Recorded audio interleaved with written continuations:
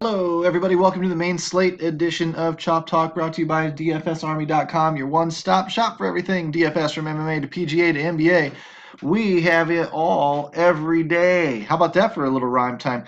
I'm your host, Choppadong. I'm a coach and contributor inside DFS Army. You've probably heard me before ramble on and on and on about how we're the best content tools optimized coaching site for all of DFS. So if you haven't joined us now, you're probably never going to join us, but I will tell you a couple of things. We're getting revved up for World Cup. We're getting revved up for MMA this weekend. We've had a lot of winners in a lot of sports recently, and we're really hitting our stride as MLB starts getting about a month away from the All-Star break and everybody's summer vacation. So if you haven't given us a try, I will tell you there's a couple of free rolls we have rolling over on Fantasy Draft. Great website if you want to dodge the sharks a little bit. And I will also tell you that NFL's coming, and we're getting ready to roll out some season-long NFL content. And yeah, prices are going up.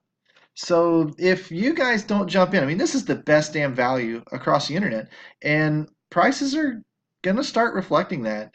Your main goal right now is to look at a time to join us as a VIP and use that link in the comments section, dfsarmy.com/ref/3, and definitely use the code CHOP, CHOP, to trigger the 10% off discount. Here's the thing though. That is a grandfathered price. If you never leave us, your price never changes. So if you jump in now and that price changes in August, wait, did I just say that? I didn't. Oh boy. If our price maybe changes in August, then you're going to stay at your current price and everybody else is going to have to pay the new price. Don't be that guy. We're all cheap. We're all cheapskates. We're all, wanting the most value and most bang for our buck. And to be quite honest with you, the values, the next couple of months, and that's, then the prices are going to jump a little bit. So anyway, just wanted to let you know that's not an official announcement yet or anything. It's just birdies have been landing on my shoulder and telling me that that's maybe where things are headed. And I mean, we can't stay cheap forever. So anyway, let's dive into the main slate, and I want to walk you through a couple of things. First thing I want to walk you through actually is not the research station today, although you can see I've already got it all set up with the pitching matchups and the My Favorite Trends tab. Um, yeah, just double checking, making sure. What we're going to do is we're going to kick over to Chin Music, and I want to show you one of the graphics that I like the most inside Chin Music. I'm not going to replace this video right now with today's video. I should, but I'm not going to. I like looking at back to basics. I like to go to sites like Fangraphs that offer free information, and I like to look at what teams have scored the most runs over the last 30 days. Who's the hot offenses? Because a lot of times they're matchup proof. They're going to score some runs. They're rolling well. They're hitting the ball well, whatever. And this is dramatically different than it was a couple of weeks ago. The Dodgers are on fire. The Astros are up there. Of course, Indians, Red Sox, Yankees are pretty much always going to be on this list. But there are a couple of like Giants. Who'd have thought the Giants would have been on this list? Detroit Tigers. Who'd have thought so? So look for them to be in good spots and look for them to match up against this other metric that I like to look at, just a catch-all stat: team ERA. Last 30 days, Rockies have the highest team ERA in baseball. I should be attacking Rockies pitching. Reds, Royals, Blue Jays. Yes, you're going to find some of the worst teams on here, but you might actually get surprised once in a while and find Indians, find a pretty good team on there too. But so they're hitting a rough patch. Attack them. Time it. Get in there. And God forbid you find the Dodgers playing the Rockies, in some night. Man, that is a light them up kind of night, unless it's like Kershaw and, John Gray or something. If it's a couple of just also ran pitchers, man, I can tell you that this is a major indicator that the Dodgers are going to score a lot of runs because the Rockies are allowing them and the Dodgers are scoring them. Okay, so look for those types of matchups. I'm always looking for these types of matchups when I'm putting together my office, and I want to make sure that several different factors line up together. I want to make sure that runs line up with ERA, which lines up with what Vegas is telling me is an offense that's in a good spot tonight, with our research station, with team WOBAs, and with all this stuff. I'm just looking to, if I laid out a whole column, your mama taught you to do pros and cons when you were a little kid. Oh, should I date the blonde girl or the brunette? Let's see, I gotta go. First thing I go to is cup size. That's just me. Does she wear a lot of makeup? Does she not? Does she look good in a bikini? Does she not? Whereas the girls are all like, is he not all that hairy? And does he does does he not stink? And does he make me laugh? And so, I mean, guys are superficial, girls are not. So whatever. I'm getting off on a tangent, but you see my point, which is what we're trying to do is check the boxes. Before I get married, is she this and this and this and this and this? If she checks all those boxes, we're good to go. You know what I'm saying? And so the same thing goes for our DFS darlings. Do they check all of the boxes? If so, we're good to go. I'm looking for green light, green light, green light, green light, green light. If it goes green light, red light, green light, green light, green light, red light, whatever, okay, that's great. It's still a great matchup. I just don't want to see red, red, green, red, red, red, red, green, red, red. Yeah, I mean, okay, it's got a couple green lights people might talk about, but to be quite honest with you, the overall situation's red. That's not my thing, man. I'm an odds player. I'm trying to I played, and this is off on a tangent again, but I played a what do you want to call it? An NFL confidence pool, if you will, years and years ago with a friend, and his whole family, and they got really really mad at me because you pick, like, we didn't play versus a spread, it was straight up win. And you pick, the team that you think is the lock of the week, and you put 15 points on them, and you pick the other, 10 points on this team and 4 points on this team if I'm not really all that sure about them. And then you stack up the points at the end of the week, and whoever got the most wins and got the most points attached to their wins, won the week. And then we did an overall season champion. And you know what I did? I immediately said, you know what these clowns are going to do? They're going to start betting with their heart and taking shots and taking gambles and picking upsets. And so I said, nobody beats Vegas. So the bigger the Vegas spread, the more points I'm going to put on them. Patriots are a 12-point favorite this week. Bam, they're my 15 points. And basically, I set up along the greatest odds, scenario happening, and then basically just said, come and get me, boys. If you can beat Vegas, then you can beat me. Well, guess what? I won 3 years in a row. They kicked me out of the league. Didn't want me back again. Never figured out what I was doing. Just wondered why I was winning. I didn't do anything. I did no research. I did very little planning, very little preparation, picked very few upsets, and just kind of rolled it on out. And you couldn't beat Vegas, so you couldn't beat me. This is the same way. DFS is the same way. Okay? You can't beat Vegas, but Vegas can't beat you because you can just align yourself with Vegas and play the teams that score all of the runs and play the teams that allow all of the runs when they match up, and bang, automatically you're going to be a leg up on everybody else that's trying to learn this and learn that and ask this and ask that and blah, blah. And this is stuff we talk about inside DFS Army all the time when we're coaching people. I'm trying to get your head straight. Is my way the best way? No. Am I the best number one ranked DFS player in the world? No. But I'll tell you, I ain't no fish. You're not going to get into my pockets and take my money out of it very easily. I'm going to fight you to the death. Why? Because I'm going to set a floor naturally so high, you're going to have to gamble to get over it. And when you gamble and lose, guess who wins? This guy. That's the game I play. And if you think you can beat me, come on.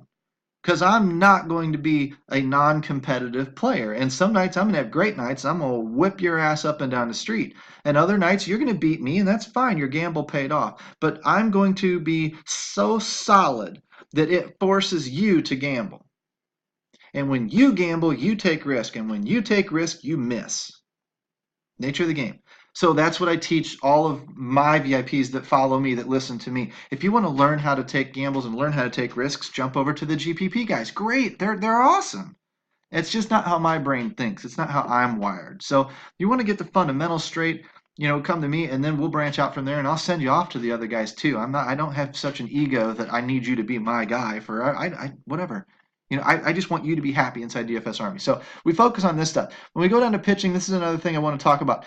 When it comes to the pitchers on the main slate today, a lot of the salaries, this is where the discrepancies are. I grabbed some of these names that were the higher strikeout pitchers, the guys with the highest personal K percentages, and I lined them up. And now I'm looking at the salaries. And now I'm looking at the Vegas score. So Vegas 180, 170, 180, pick them. That's an outlier, right? Most of these are pretty heavy favorites. 170 minus 200, 150. Anything over 150 is great. So 1, 2, 3, 4, 5 of the pitchers are great, and 2 of them are not so great, but this one really isn't that bad. There's your outlier. Doesn't mean he's bad. It just means they're all pretty much the same. And then I look at K scores. 500, 500, 500, 500, 500. Upper fours, all about the same tonight. Look at the DFSA grade, 60, almost 60, 60, 60. I mean, almost the same again. Couple of outliers here or there. So when everybody's almost the same, they're all in about the same strength of matchup. Guess what the tiebreaker becomes? No, not ballpark factor. Price. If I had this apple, this apple, this apple, this apple, this apple, I picked the cheaper one. Why? Because that's where I'm going to get my value. So that may tell you, oh, he's going to be on Pavetta or Weaver, or I'll probably play some of these. What I'm really honestly going to do is probably balance it all out. Because when we've got this many to pick from, a couple of them are going to have great nights, a couple of them are going to have bad nights, and a couple of them are going to have mediocre nights. I don't know which ones they're going to be. I will readily admit that to you. I have no clue. What I do know is that a few of them will. So I'm going to make a few lineups. If I made 1, 2, 3, 4, 5, 6, 7 lineups, I'd probably have about one in each one. And I'd try and keep the offenses about the same. But the problem is when we get down to the offenses, I'll show you that too. So there really is no lead dog on this slate for me tonight. Okay? They're all in pretty good spots. I will try to pay down. I don't want to pay up when the situation is kind of that mediocre. But I will in some cases because Garrett Cole's been pretty darn consistent. Trevor Bauer's been pretty darn consistent. So I might in some. But is this guy such an overwhelming favorite tonight that you need to run him and lock him into all your cash lineups? No. I mean, show me where he's head and shoulders above everybody else. He's not. So when you look at these things, these simple indicators, you can quickly assess a situation. If you've got a night where there's only 1 or 2 quality pitchers and there's a big gap between everybody else, then pay up for them. Run those pitchers. They are head and shoulders above the pack. I don't care if it's 3-game slate or a 12-game slate. Same with a night like tonight. Tonight's pretty rare, though. Same with a night like tonight. When they're all kind of about the same, now's when you can pay down. Even in cash. Yeah, you might hit it right. Who knows? But you're not taking a significantly worse pitcher than, the guy who picks just straight salary. Or straight Vegas, or something. I mean, so don't sweat it too much. And even if it doesn't work for you, don't sweat it too much. It's one night. Tonight was one night. And honestly, as rare as this kind of situation, it's a little wonky of a night. So, all right. Main slate pitching roundup. You can read that if you want to. Not a big deal. Pitching to exploit, and I have a couple of notes here. That's why I'm walking you through it. These are the lower DFSA graded pitchers day in and day out. They carry high Sierras, which means they should pitch to high ERAs. If the guy's running a 3 ERA and a 5 Sierra, he's going to get lit. Eventually, he's going to get lit up. Now, maybe slowly over a bunch of time, maybe all in one night, I don't know. But I know his general trend is going to be to pitch to his Sierra, not his ERA, okay? So knowing that, I target those bad pitchers, bad ratings. If you look back up here at the ratings, we don't have any dominant ratings, but they're all about the same. Why? Because they're all about the same in here too. So it really kind of meshes and matches up. So it stands to reason that a lower DFSA grade is going to be a worse pitcher. It's generally how the numbers line up. So here are your guys, okay? And what I did was a couple of things. This is what I'm going to walk you through too. And this is something I do on paper myself off to the side. You should probably do something similar yourself. I write down Suarez. I write down Pavetta, Gray, Molly, Hamill, Fed, whatever, Feddy, whatever. I don't even know how to pronounce the dude's name. Don't care. He's not on the good pitching list today. He's on the bad pitching list today. Blackburn, Covey, Lauer. Okay, wrote them down. Went back up here. Started cross-referencing them. I already know those guys are bad. So let's call that 1 star. They're bottom-rated pitchers on the slate tonight. That's 1 star. Okay? So I go back up here. And it looks like Pavetta is facing the Rockies. Rockies are scoring a lot of runs lately. Underline him, that's 2 stars. Looks like Feddy, whatever, facing the Yankees. They're scoring runs. That's 2 stars. Basically for the Yankees, they're facing a bad pitcher and they're scoring runs. Then I go down to Covey and looks like the Indians are scoring runs. 2 stars. See how I'm starting to check boxes? Now I'm going to come over here and see if any of them are facing teams giving up runs. Any of those offenses are facing these pitchers that are giving up runs. And I see the Miami Marlins, whoever they're facing, the Colorado Rockies again. They're facing, the Phillies, which are giving up runs. Guess what that means? That's 3 stars because we've got a bad pitcher, potentially. I don't think Pavetta's a bad pitcher, but we got a, somewhat bad pitcher. The Phillies are giving up runs. Colorado happens to be scoring runs. 1, 2, 3 green lights. I actually like me some Rockies tonight. I haven't played Rockies in a while, but I will be looking through their offense, most likely looking through their offense for some hot bats.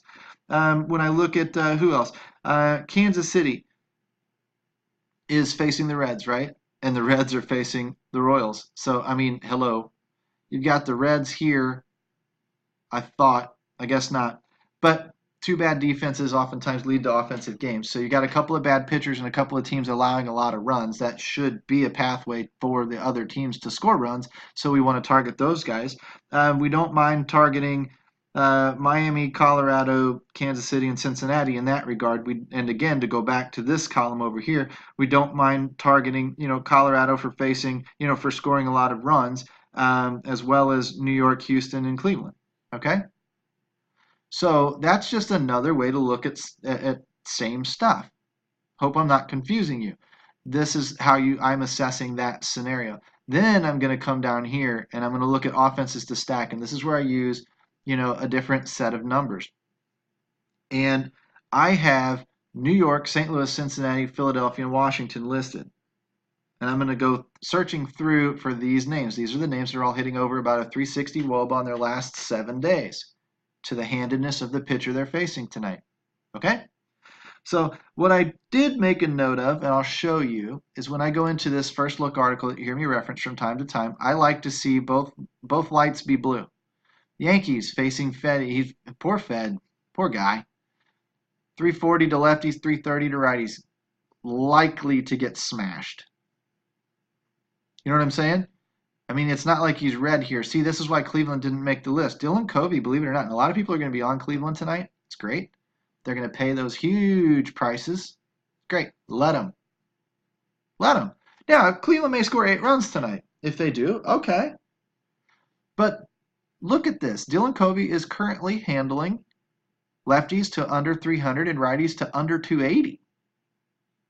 He doesn't really have a weakness right now. Now, he's not some phenomenal pitcher, but he's not really showing signs of struggling. So it looks to me like that might cap the Cleveland production, which looks to me like I should be off of Cleveland bats at those prices. If they blow up, they blow up. Whatever. Doesn't bother me in the least. That's just what I saw today that made my decision for me. The other thing that I want to show you is I go into the research station and I kick over onto the trends tab. And when it loads up, I want to show you that there's no Kansas City on there. It's not dark blue. Why is it not dark blue? Because when I sorted this numbers filter by greater than 360 and it killed all of these guys out, that whole team disappeared. I hope this doesn't really screw with me. Don't tell me, yeah, look, boom, gone, nothing, blank. I mean, I can take the little bar here, scroll up, scroll down. Look, nothing. No Royals hitting over 360 WOBA in their last 7 days. So I can come down here, I can clear the filter. Here comes the team. And look, nobody over 360. In fact, only Alex Gordon's over 300. They all suck right now. They're facing bad pitching. They could score runs tonight, but they're so GPP. They're so risky because the numbers, the recent numbers show you how bad they suck. Get off of them. Shouldn't be playing Royals anyway. Terrible team. Wait for them to get hot. These numbers will start to change. When these numbers are this low, they'll come raging back really, really fast. If these guys even start producing anywhere near what they normally produce. But get off of them for now. Even though they're in a good spot, let people take Kansas City. Let people tell you, I like Alex Gordon. I like Mike Moustakas. I like Ryan Goins. Go for it. I will clap my hands and cheer you on as long as you're not a VIP in the Army. If you're a VIP in the Army, I'll tell you what I see. If you're out here in public land and you want to play this guy, or you hear your friends out in public land talk about, no, let them. Let them. That's your edge. I hope you stack Cleveland and Kansas City tonight because I think you just made 2 bad mistakes. Again, it might not work out for me because baseball's a fluky game, but I can show you numbers that tell me that you might have made a mistake. You're not looking at numbers that I look at. You're not, and it doesn't mean they're right, but it just means it's what I look at. And because I always look at the same numbers day in and day out, I get a good feel for who's performing and who's not. And I kind of sit back and let the hot streaks and cold streaks flow through me and through my teams and through my game. Yeah, I'm going to go on cold streaks, so are you. I'm going to go on hot streaks, so are you. But I'm going to stick with my numbers and stick with my process and my system and then let the streaks ride through me. When a cold streak hits me, I know a hot streak's coming. It's no big deal. Just like these batters, I mean, they don't sit down and cry when they're batting 288. Well, they might, but they know. Mike Moustakas knows he's not a 288 WOBA guy. He's got a track record that shows he's not. He'll come back, he'll get hot, and then we'll jump on him when he does. And the colder he stays, the longer he stays, the lower his price comes, and then he becomes a value when he starts hitting. That's how you play this game, DFS. So if I take Kansas City off and go back into, I guess that's all of the WOBAs. DFS A grade is great, but I'm a little bit more results oriented when it comes to this type of stuff. I just want to see, somebody hitting well recently in the last week. So when I cut all those out and want to find where my hot bats are, I find St. Louis, St. Louis, St. Louis, St. Louis, Cleveland, but we said Cleveland was a mistake, even though the rating system likes them. A little bit of New York. There's a Cincinnati. So there's 4 Cincinnatis. You wouldn't be all that wrong going with the St. Louis Cincinnati stack tonight. My hint to you. You can make it work. The rating system is there, and you got the hot bats to pick from. So you click over on Cincinnati, and you'll see the guys that I had listed: Votto, Winker, Schebler, Jeanette, and Suarez. There they are, right there in order. And if Casale gets the start, go for it. 13 at-bats, 512 WOBA, ain't so bad. Okay? That's all I do. That's what I'm showing you. And I'm sticking with these guys the best I can. They really crapped the sheets last night. People are going to be bitter. People will probably say, oh, they burned me last night. I can't go back to them. I can't do it. You know what? Those guys are going to be redepositing soon because they don't realize that the numbers are the numbers. Until these numbers here, these last 7-day WOBAs start coming under these 14s and start coming back down. Now, when they're coming back down to those season numbers, then I can get off the guy then. But as long as they stay hot, look, 450, 499. Is this one bigger? 430, 530. 450, 500, 415, 530. It's the same. 426, 381. This one's coming down a little. I might be off of Suarez. This one's coming down, but geez, how can it not? It's a small sample size, but how the hell can you sustain a 640 WOBA? You can't. Of course it's going to come down. So are these.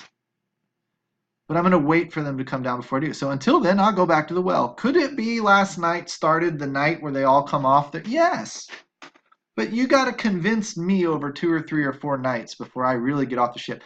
That can lead to bad timing. It can lead to a lack of confidence in you guys when you're kind of going, oh, it didn't work for me. Okay, just trust me. Maybe it didn't work for you tonight or last night or maybe 2 nights in a row. It will work for you at some point. Let it work for you. Do it for a week. Do it for 2 weeks. Then come crying to me if it's not working, because then you're just honestly timing it wrong, because I've been timing this thing off and on, sometimes right, sometimes wrong, all damn year. And I'm just telling you about the system. I'm just telling you about how I do it. Okay?